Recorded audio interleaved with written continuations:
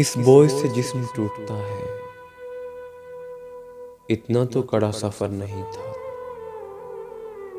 दो चार कदम का फासला क्या, फिर राह से बेखबर नहीं था। लेकिन ये थकन, ये लड़खड़ाहट, ये हाल तो उम्र भर नहीं था। आगाज़े सफर में जब चले थे, कब हमने कोई दिया जलाया, कब अहदे वफा की बात की थी, कब हमने कोई फरेब खाया। वो शाम, वो चांदनी, वो खुशबू, मंजिल का किसे ख्याल आया। तू महवे सुखन थी मुझसे, लेकिन मैं सोच के जाल बुन रहा था।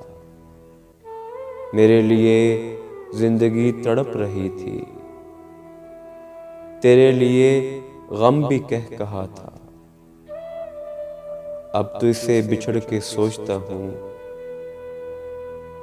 कुछ तूने कहा था, क्या कहा था।